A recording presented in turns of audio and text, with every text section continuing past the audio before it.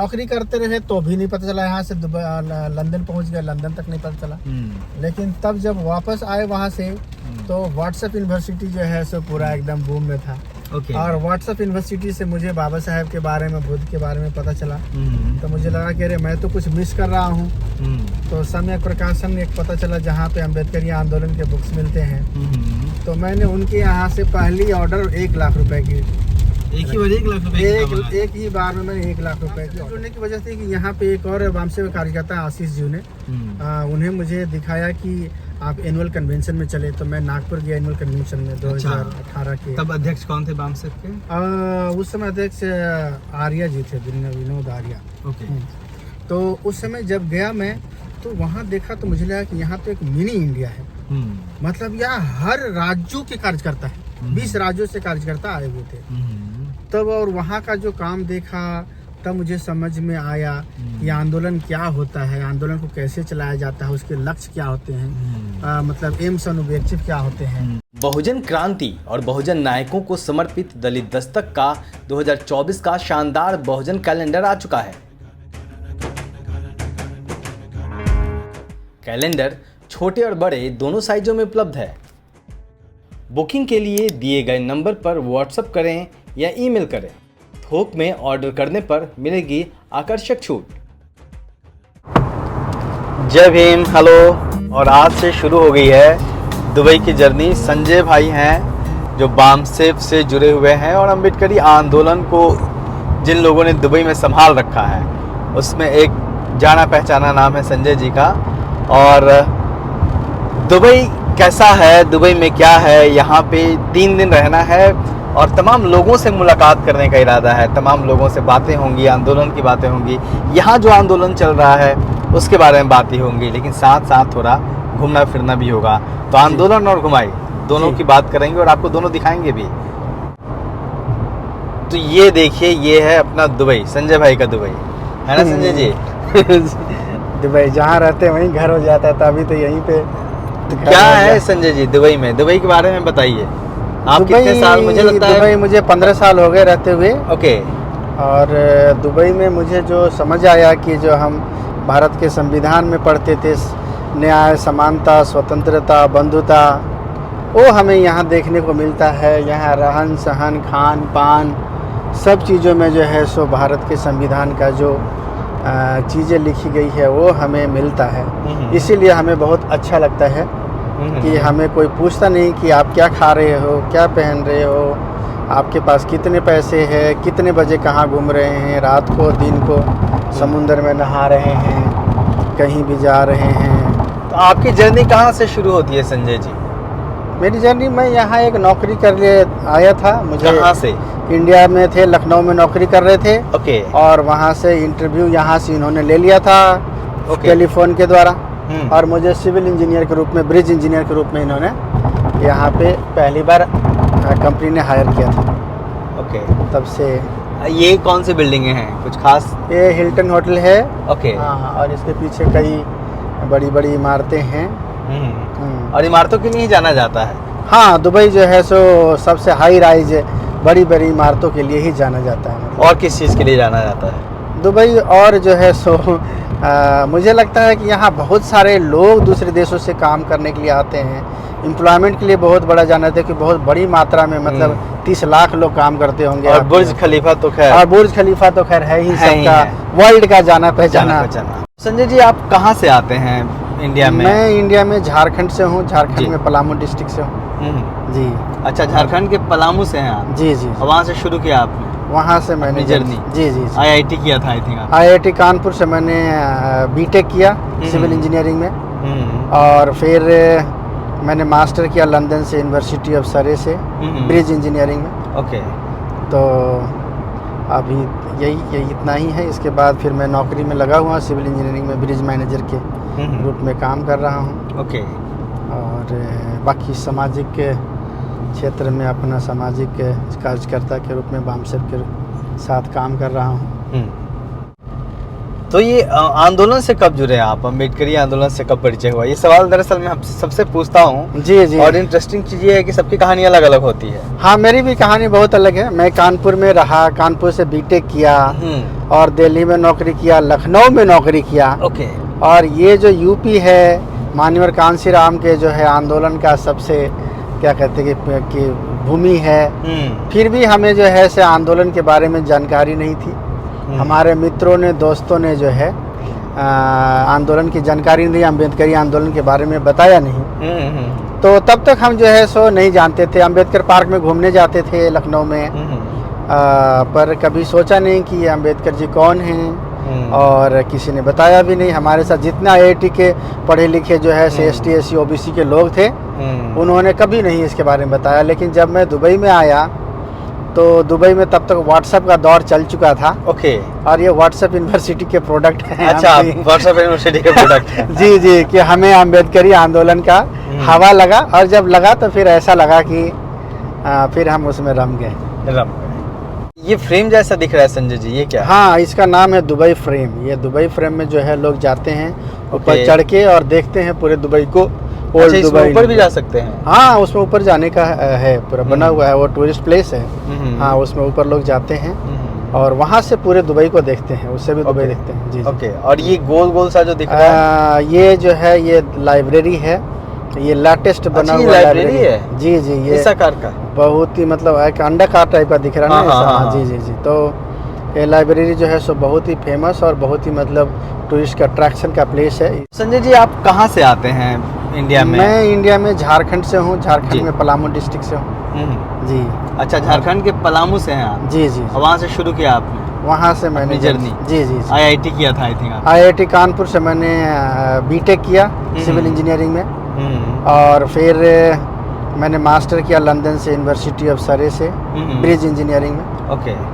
तो अभी यही इतना ही है। इसके बाद फिर मैं नौकरी में लगा हुआ सिविल इंजीनियरिंग में, ब्रिज मैनेजर के रूप में काम कर रहा हूँ। ओके। और बाकी सामाजिक क्षेत्र में अपना सामाजिक कार्यकर्ता के रूप में बामसेफ के साथ काम कर रहा हूँ। तो ये आंदोलन से कब जुड़े आप, अम्बेडकरी आंदोलन से कब परिचय हुआ? ये सवाल दरअसल मैं सबसे पूछता हूँ। जी जी। और इंटरेस्टिंग चीज़ ये है कि सबकी कहानी अलग अलग होती है। हाँ, मेरी भी कहानी बहुत अलग है। मैं कानपुर में रहा, कानपुर से बीटेक किया और दिल्ली में नौकरी किया, लखनऊ में नौकरी किया। ओके। और ये जो यूपी है, माननीय कांशीराम के जो है आंदोलन का सबसे क्या कहते हैं कि भूमि है। फिर भी हमें जो है से आंदोलन के बारे में जानकारी नहीं थी। हमारे मित्रों ने, दोस्तों ने जो है आंदोलन की जानकारी नहीं, अम्बेडकरी आंदोलन के बारे में बताया नहीं। तो तब तक हम जो है सो नहीं जानते थे। अम्बेडकर पार्क में घूमने जाते थे लखनऊ में, पर कभी सोचा नहीं कि ये अम्बेडकर जी कौन हैं, और किसी ने बताया भी नहीं। हमारे साथ जितना IIT के पढ़े लिखे जो है से ST SC OBC के लोग थे, उन्होंने कभी नहीं इसके बारे में बताया। लेकिन जब मैं दुबई में आया तो दुबई में तब तक व्हाट्सएप का दौर चल चुका था। ओके। और ये व्हाट्सएप यूनिवर्सिटी के प्रोडक्ट हैं। अच्छा, व्हाट्सएप यूनिवर्सिटी के प्रोडक्ट हैं। जी जी, कि हमें अम्बेडकरी आंदोलन का हवा लगा, और जब लगा तो फिर ऐसा लगा कि फिर हम उसमें रम गए।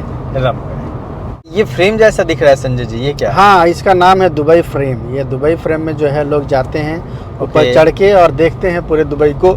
अच्छा, इसमें ऊपर भी जा सकते हैं? हाँ, उसमें ऊपर जाने का है, पूरा बना हुआ है, वो टूरिस्ट प्लेस है। हाँ, उसमें ऊपर लोग जाते हैं और वहाँ से पूरे दुबई को देखते हैं, उससे भी दुबई देखते हैं। जी। ओके। और ये गोल गोल सा जो दिख रहा है, ये जो है ये लाइब्रेरी है। ये लेटेस्ट बना हुआ लाइब्रेरी है। जी जी। ये इस आकार का बहुत ही मतलब एक अंडाकार टाइप का दिख रहा है ना। जी जी जी। तो ये लाइब्रेरी जो है सो बहुत ही फेमस और बहुत ही मतलब टूरिस्ट का अट्रैक्शन का प्लेस है। इसमें हमें जाना चाहिए और देखना चाहिए। बिल्कुल बिल्कुल बिल्कुल चलेंगे। बिल्कुल सुपर। जी जी।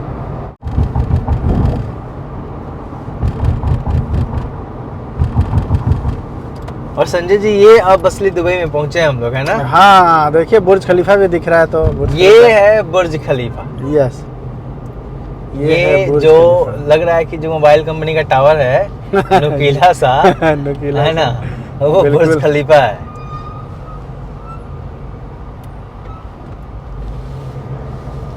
तो बुर्ज खलीफा का नाम दुनिया भर में है संजय जी। जी, पूरे दुनिया में बुर्ज क्या है बुर्ज खलीफा में, बताइए जरा मुझे। बुर्ज खलीफा सबसे वर्ल्ड का टॉलेस्ट बिल्डिंग है। हाँ, तो ये टॉलेस्ट बिल्डिंग एक अपने आप में ही जो है सो सिविल इंजीनियरिंग में रिमार्केबल है। आप इंजीनियरिंग से जुड़े हुए हैं। जी जी जी, मैं ये कितनी बड़ी चुनौती होती है? डिजाइन पॉइंट ऑफ व्यू से, कंस्ट्रक्शन पॉइंट ऑफ व्यू से, दोनों ही पॉइंट ऑफ व्यू से अगर कॉमन आदमी के लिए सोचे हाँ। तो उतनी ऊंचाई पे पानी चढ़ाना ही है। मान लीजिए लोगों को पानी तो चाहिए, तो पानी कैसे चढ़ेगी? पंप होगी तो पंप की भी तो कैपेसिटी होगी। वो 1 किलोमीटर हाइट पे चढ़ाएगा क्या? सही बात है। तो इसका मतलब कि ये जैसे छोटी से छोटी चुनौती से लेकर के हर तरह का, अगर उसमें फायर फाइटिंग की आप सोचेंगे तो कि बहुत बड़ी चुनौती होगी, उसे किस तरीके से, और उसको पार किया इंजीनियर्स ने। ये नमूना है, ये असली चुनौतियां होती हैं इंजीनियर्स के सामने। जी जी जी। Okay, great. तब कितने माले का है ये बुर्ज खलीफा? 162 या 64 से ऐसा है। ओके, और ये दुनिया में सबसे बड़ी इमारत है। जी जी जी। अच्छा, देखिए इतने बड़े बड़े देश हैं, इतने डेवलप्ड देश हैं, कोई और नहीं बना पाया बुर्ज खलीफा? कोई नहीं बना पाया। ये एक विचारणीय क्वेश्चन है और बहुत ही मतलब विचार करने वाली बात है। हाँ। कि लोगों के पास पैसे बहुत है, ठीक है, ये दिख रहा है, देखिए बुर्ज खलीफा। हाँ, लेकिन लोगों की मेंटलिटी भी तो होनी चाहिए, माइंड सेट होना चाहिए बनाने का ना। हाँ। कि हमें कोई जो है सो ऐसा काम भी करना है जो। अच्छा, ये तमाम इमारतों पे लिखा हुआ है, इसका क्या मतलब? इमार एक डेवलपर है जिसने जो है सो इन बिल्डिंगों को कोई डेवलप करता है ना, तो हाँ, जैसे डीएलएफ हम लोग। हाँ जी जी जी, तो वैसा डेवलपर है। जैसे हम लोग गुड़गांव में घूमते हुए डीएलएफ देख पाते। जी जी जी, ठीक उसी तरीके से। ये देखिए बिल्डिंग कैसे दिख रही है। वाह, ये नहीं बन रही है? नहीं बन रही है अभी, कमाल की बिल्डिंग। ये नई इमारत एक और बन रही है जी। और ये कितनी खूबसूरत है संजय जी, बिल्कुल प्राइम लोकेशन पे है। बिल्कुल प्राइम लोकेशन पे है। वाह, ये खासियत है दुबई की, और दुबई इसलिए पहचाना जाता है जी अपने कंस्ट्रक्शन के लिए। दुबई को लोग कभी कभी कहते हैं कि ये कंक्रीट का जंगल है। हाँ, बट कंक्रीट का जंगल उन्हें दिखाई देता है, लेकिन उसके अलावा यहाँ जो ह्यूमैनिटी है, जो justice, liberty, equality and fraternity है, उसे भी तो देखना पड़ेगा। खाली कंक्रीट का जंगल कहने से तो नहीं काम चलेगा। सही बात। कोसने से नहीं होगा। यहाँ पे सुंदर से सुंदर जो मिरेकल गार्डन भी है, ग्लोबल विलेज भी है। हम लोग ग्लोबल विलेज भी जाएंगे, मिरेकल गार्डन भी जाएंगे। ओके, उसे भी देखेंगे कि दुबई की ब्यूटी क्या है। ओके, अभी हम लोग जो है सो बुर्ज खलीफा पहुँचने वाले हैं। अभी हम लोग बुर्ज खलीफा पहुँचने वाले। जी जी जी, ओके, बिल्कुल एकदम। हम लोग अब दुबई मॉल का बोर्ड दिख रहा है मुझे। जी, और सिनेमा पार्किंग का भी दिख रहा है। तो चलिए चलते हैं बुर्ज खलीफा। बुर्ज खलीफा। ओके, गुम हो गया लगता है, तो देखते हैं कहीं से न कहीं से तो। ओके, ये दुबई मॉल है। हाँ, क्या खासियत है संजय जी, आप बता रहे हैं? अरे ये दुबई मॉल जो है सो बिगेस्ट मॉल है। ओके, और चलते हैं अंदर। हाँ, हम लोग चलते हैं। और ये जो है सो बुर्ज खलीफा के साथ में है, तो इसलिए इसका अट्रैक्शन और भी बढ़ जाता है।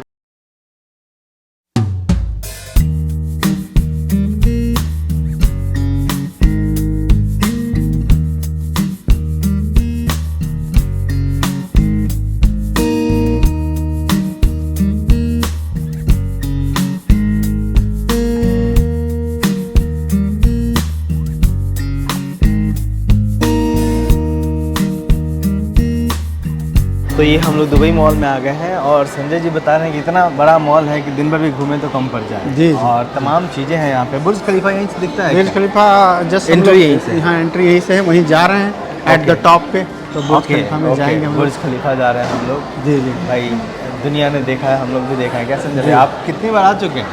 जब भी हमारे दोस्त आते हैं तो आते हैं। तो पता नहीं कितने बार अगर तो जितनी ऊंची इमारत है बुर्ज खलीफा के, जितने फ्लोर हैं, उतनी बार तो आप आ ही चुके हैं। चलिए, तो बुर्ज खलीफा चलते हैं। संजय जी, खासियत क्या है दुबई मॉल में, क्या क्या है?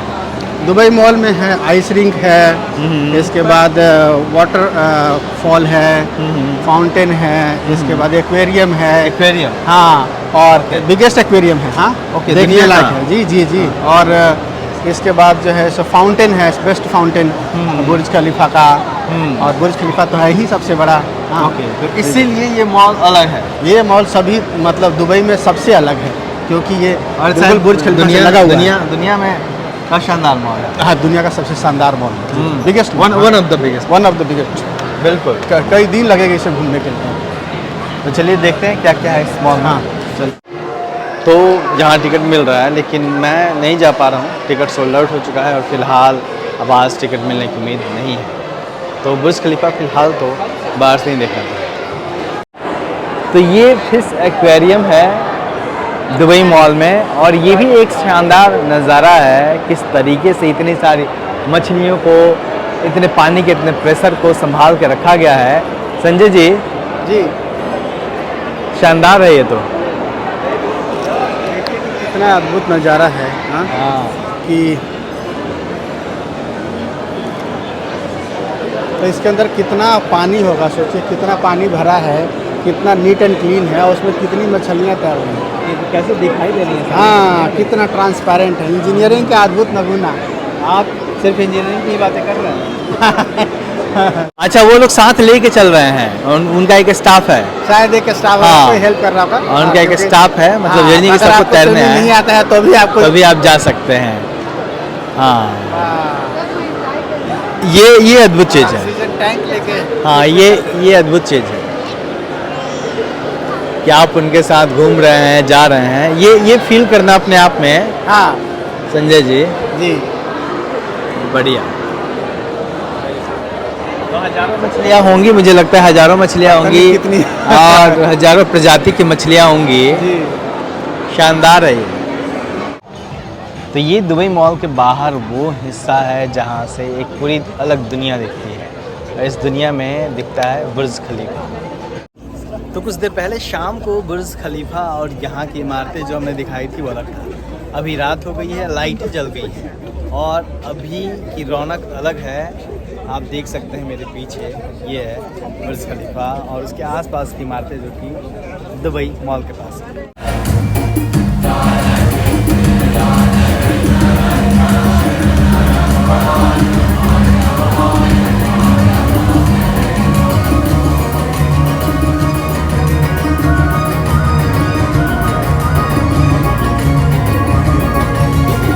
मेरा वीडियो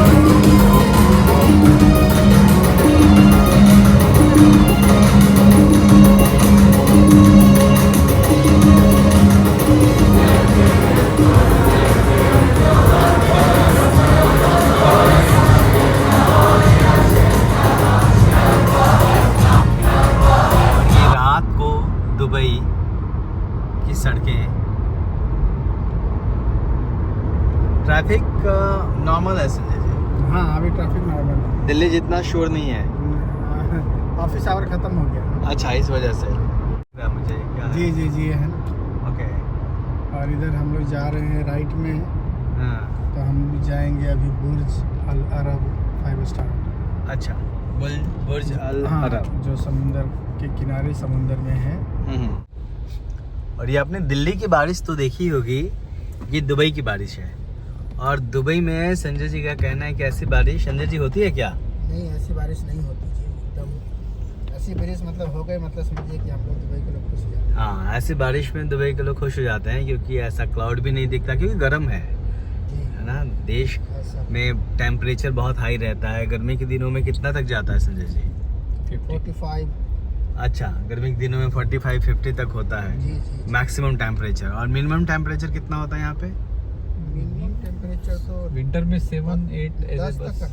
10 तक। हाँ।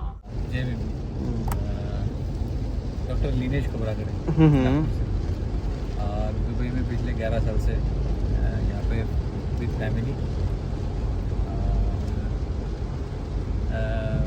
यहाँ पर काफ़ी अच्छा संगठन है, और हम लोग महीने में एक बार तो भी मिलते हैं, अम्बेडकर इंटरनेशनल मिशन। और अभी कुछ दिन पिछले मतलब ये संडे को हमने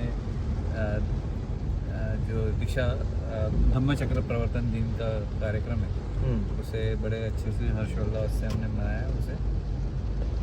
ये देखिए, ये बस स्टैंड है। हाँ, एसी बस स्टैंड। ये बस स्टैंड है, और ये बस स्टैंड पैक है।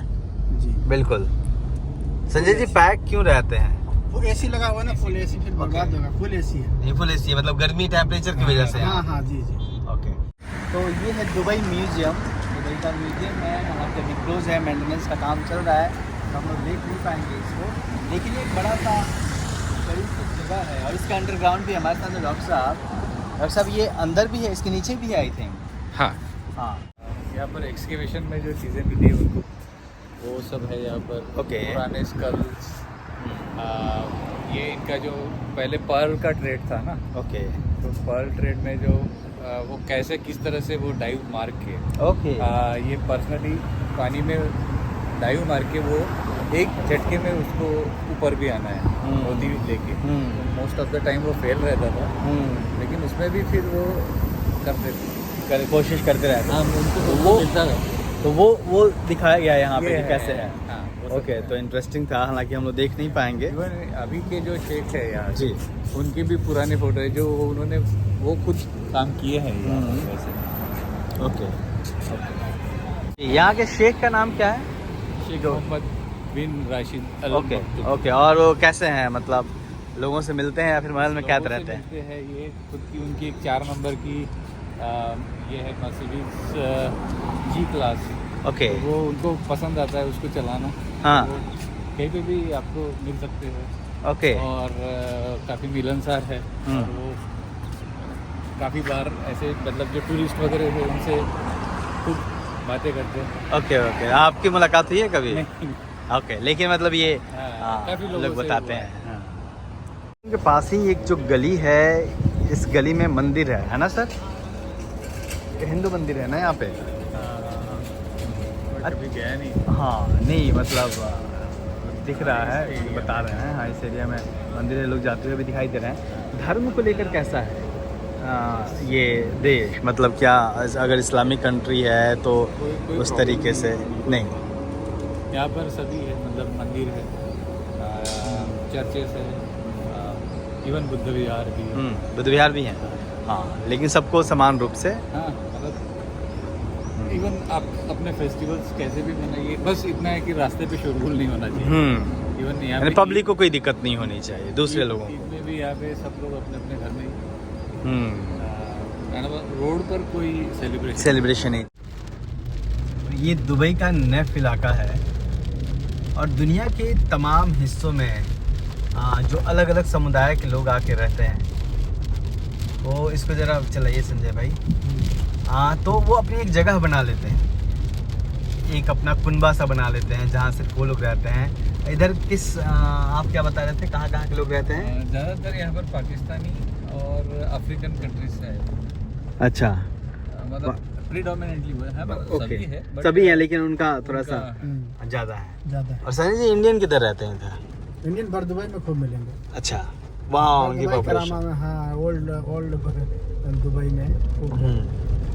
ओके, तो कल हम लोग बात कर रहे थे संजय जी, जी तो आपने जब सफ़र शुरू किया अपना झारखंड से, जी। फिर दुबई कैसे पहुंचे आप? कहाँ कहाँ जॉब किया आपने? और पहले दिल्ली में जॉब किए, ओके। दिल्ली के बाद फिर लखनऊ में जॉब किए और लखनऊ से सीधा इंटरव्यू दिए शारजा के लिए। कंपनी थी तो उन्होंने जो है सेलेक्ट किया और हमें टिकट भेज दिया, वीज़ा भेज दिया और हमारे जो है सब मैं चला आया वहाँ से।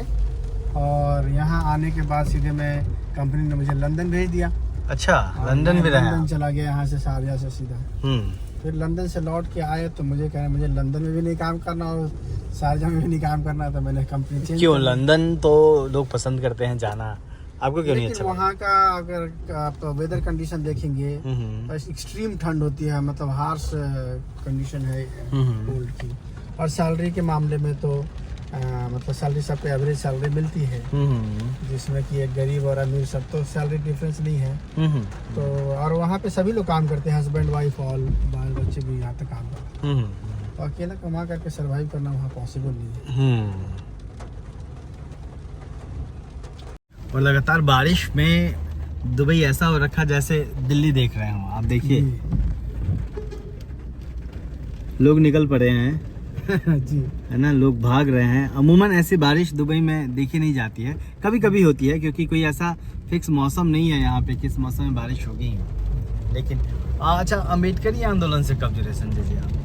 हाँ, उसकी क्या कहानी है? उसकी कहानी ऐसे है कि जब हम अपने दोस्तों से जुड़े थे, जो जितने भी क्रीम लोग हैं हमारे ST SC OBC समाज के, उनको खुद ही अम्बेडकरी आंदोलन का पता नहीं था। ओके। तो जब हमारे दोस्तों जब को नहीं पता था तो मुझे भी किसी ने नहीं बताया। ओके। तो मुझे उसकी स्टूडेंट लाइफ में। हाँ, स्टूडेंट लाइफ में नौकरी करते रहे तो भी नहीं पता चला। यहाँ से लंदन पहुँच गए, लंदन तक नहीं पता चला। लेकिन तब जब वापस आए वहाँ से तो व्हाट्सएप यूनिवर्सिटी जो है सो पूरा एकदम बूम में था। ओके। और व्हाट्सएप यूनिवर्सिटी से मुझे बाबा साहेब के बारे में, बुद्ध के बारे में पता चला। तो मुझे लगा कि अरे मैं तो कुछ मिस कर रहा हूँ। तो समय प्रकाशन में एक पता चला जहाँ पे अम्बेडकरी आंदोलन के बुक्स मिलते हैं। तो मैंने उनके यहाँ से पहली ऑर्डर 1 लाख रुपए की, एक ही बार 1 लाख रुपए एक ही बार में मैंने 1 लाख रुपए की ऑर्डर की। आप जैसे विक्रेता हर पब्लिशर को मिले, खरीदार? खरीदारी के लिए नहीं बल्कि पढ़ने के लिए मैंने तो ऑर्डर करी थी। लेकिन मुझे लगा कि खाली मुझे पढ़ने से तो कुछ होगा नहीं। ओके। तो मैंने फिर जो है सो बुक्स के शॉप्स लगाने शुरू कर दिए। और जो है सो तब से जो है सो हमें आदत पड़ गई कि हम कहीं भी प्रोग्राम होगा तो हम बुक्स के शॉप लगाते हैं। ओके। हाँ, चाहे लोग जितने पैसे में मिल जाए, किताब का दाम कुछ भी रहे, बस आप लेके जाइए। ओके। मतलब यहाँ दुबई में जी आप किताबें रखते हैं और जहाँ भी प्रोग्राम होता है वहाँ आप जाते हैं, वहाँ पे किताबें लेकर? जी किताबें। ये कब शुरू किया आपने? ये तो बड़ा इंटरेस्टिंग चीज़ बताइए। हाँ, ये भी मतलब मुझे लगता है कि शुरुआती दौर से ही जैसे ही मैंने किताबें पढ़ना शुरू करी तो मुझे लगा कि मुझे पढ़ने से तो खाली होगा नहीं, तो पढ़ाना जरूरी है। और समाज में कोई किताब डिस्ट्रीब्यूट नहीं कर रहा है, समाज में कोई दिखा नहीं रहा लोगों का अम्बेडकरी आंदोलन का, तो हमने इसलिए अपने रखना शुरू किया। और हमने सोचा कि हम लोगों को फ्रेंचाइजी टाइप का मतलब डेवलप कर दें कि लोग हर जगह ये काम करें, हमको देख करके प्रेरणा से। तो आप जब दुबई आए 2007 में, तब यहाँ पे जो अम्बेडकरी आंदोलन था उसकी स्थिति क्या थी और अभी क्या है? उस समय भी अम्बेडकरी आंदोलन का कुछ तो स्थिति होगा, लेकिन मुझे लगता है कि बहुत सारे लोग जो है सो उस समय के बाद अब जुड़े हैं। उस समय जो भी रहा होगा उससे बहुत ज़्यादा लोग जुड़ चुके हैं और हर राज्यों के लोग जुड़े हैं। मतलब एक राज्य नहीं, जब हम लोग मीटिंग करते हैं, कैडर कैंप लेते हैं, तो आप समझे कि केरला के भी लोग भी होते हैं, तमिलनाडु के लोग होते हैं, आंध्रा के लोग होते हैं, राजस्थान के होते हैं, यूपी के होते हैं, बिहार के, झारखंड के, गुजरात के। तो मतलब बहुत सारे राज्यों के लोग अब हमारे कैडर में, पंजाब के लोग होते हैं। मतलब बढ़ा है लोगों का, काफी बढ़ा है। और कहीं ना कहीं इसमें व्हाट्सएप, यूट्यूब का योगदान है। जरूर योगदान है, मतलब हमारे मीडिया का भी बहुत योगदान है कि लोग जो है सो, आप लोग लगातार मीडिया के लोग जो है सो। अच्छा, मीडिया की बात की आपने, दलित दस्तक को कैसे जाना आपने? दलित दस्तक को जब हम पढ़ रहे तो अपनी मीडिया की भी ढूंढ रहे थे। तो व्हाट्सएप यूनिवर्सिटी में जो है सो आपके भी लोग जो फैन थे वो दलित दस्तक के मैसेज भेजते थे। तो जब मैंने आपके मैसेज को पढ़ा तो मुझे लगा ये तो हमारा अपना चैनल है। और फिर अपने लोगों से जुड़े हुए थे, तो लोगों के साथ मैंने जुड़ा और लोगों के साथ जुड़ करके फिर जो है हमें लोगों में प्रचारित भी किया कि हमें दलित दस्तक को जो है ज़्यादा से ज़्यादा लोगों तक पहुंचाना आपका काफ़ी सपोर्ट रहा है, काफ़ी सहयोग रहा है। बहुत निश्चित तौर पे आप जैसे लोग हैं तो हम लोग भी काम करना थोड़ा आसान रहता है। अच्छा, करना क्या चाहते हैं आप बामसेफ से भी जुड़े हैं? जी। बामसेफ से कब जुड़े हैं? बामसेफ से जुड़ने की वजह क्या थी? बामसेफ से जुड़ने की वजह थी कि यहाँ पे एक और बामसेफ कार्यकर्ता आशीष जी ने उन्हें मुझे दिखाया कि आप एनुअल कन्वेंशन में चले। तो मैं नागपुर गया एनुअल कन्वेंशन में 2018 के। तब अध्यक्ष कौन थे बामसेफ के? उस समय अध्यक्ष आर्या जी थे, विनोद आर्या। ओके। तो उस समय जब गया मैं तो वहाँ देखा तो मुझे लगा कि यहाँ तो एक मिनी इंडिया है। मतलब यहाँ हर राज्यों के कार्यकर्ता है, 20 राज्यों से कार्यकर्ता आए हुए थे तब। और वहाँ का जो काम देखा तब मुझे समझ में आया कि आंदोलन क्या होता है, आंदोलन को कैसे चलाया जाता है, उसके लक्ष्य क्या होते हैं, मतलब एम्स एंड ऑब्जेक्टिव क्या होते हैं। उससे पहले मैं कभी भी संगठन में एम्स एंड ऑब्जेक्टिव के प्रति बहुत ज़्यादा नहीं कर पाया। जी। तो बामसेफ ने आपकी ज़िंदगी कितनी बदली? आंदोलन के प्रति जो आपकी समझ थी वो कितनी बदली? बहुत ही बदल गई। मतलब मुझे ये लगता है कि मेरा एक पुनर्जन्म हो गया जिसे कहा जाता है, क्योंकि मैं पहले क्या था और अब मैं क्या हूँ, एक अलग ही आदमी हूँ मैं। मतलब एक आंदोलन की जो कहते हैं कि लक्ष्य क्या होना चाहिए, उसके एम्स ऑब्जेक्टिव क्या होने चाहिए, वो मुझे पता है। आंदोलन चला रहे हैं उसके शॉर्ट टर्म और लॉन्ग टर्म जो है सो गोल क्या है वो हमें पता है। आंदोलन के कौन दोस्त हैं और दुश्मन है उसकी पहचान मुझे है। अच्छा। और आंदोलन की विचारधारा क्या है, आंदोलन और संगठन कैसे चलता है उसकी समझ है। और ये कह सकते हैं कि एक कॉन्स्टिट्यूशनलिज्म होता है। मतलब हमें कई चीज़ों का पता चला कि हीरो वर्शिप जो है वो कितना खतरनाक है हमारे आंदोलन के लिए जी। हाँ, डायनेस्टिक और क्या बोलते हैं उसको, जो वंशवाद, इस तरीके के जो लोग हैं, व्यक्तिवाद, वो कितना खतरनाक है हमारे आंदोलन के लिए। ये सभी चीज़ें हमें बामसेफ में आने के बाद पता चला कि लोकतांत्रिक संगठन क्या होता है, डेमोक्रेटिक ऑर्गेनाइजेशन क्या होता है, इसकी पता चली।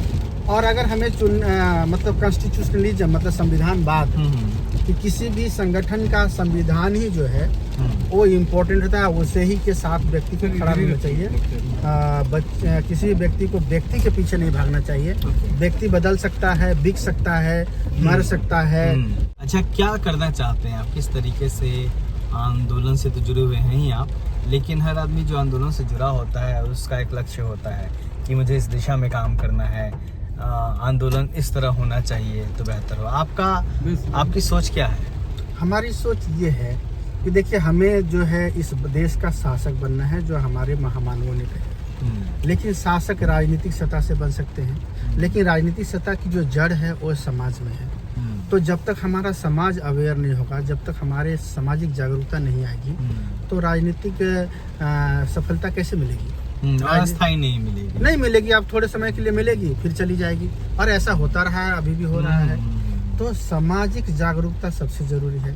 अब सामाजिक जागरूकता के कई पहलू हैं। बूढ़ों में भी होनी चाहिए जागरूकता, जवानों में भी होनी चाहिए, विद्यार्थियों में भी होनी चाहिए। तो इन सभी के लिए, महिलाओं में होनी चाहिए। तो महिलाओं में काम करने के लिए आपके पास विंग्स होने चाहिए। विद्यार्थियों में काम करने के लिए उसके लिए विंग्स होने चाहिए। हाँ, युवकों में, युवाओं में काम करने के लिए, कर्मचारियों में काम करने के लिए। और उसके साथ साथ किसी भी समाज की जो सभ्यता होती है, जो कलाचार होता है, अगर वो मजबूत ना हो, वो जो अपने सभ्यता और कलाचार से अगर विकसित नहीं है, मजबूत नहीं है, तो ये जो हमारी शासन या सत्ता है ना, वो चिरस्थायी नहीं हो सकता। अगर आप कांशीराम का चमचा युग पढ़ेंगे तो उसमें कहते हैं कि दीर्घकालिक सत्ता के लिए हमारी जो है सो सभ्यता और कलाचार होना चाहिए, अपनी होनी चाहिए। मतलब बुद्धिज्म ही जो है सो हमारा रास्ता है।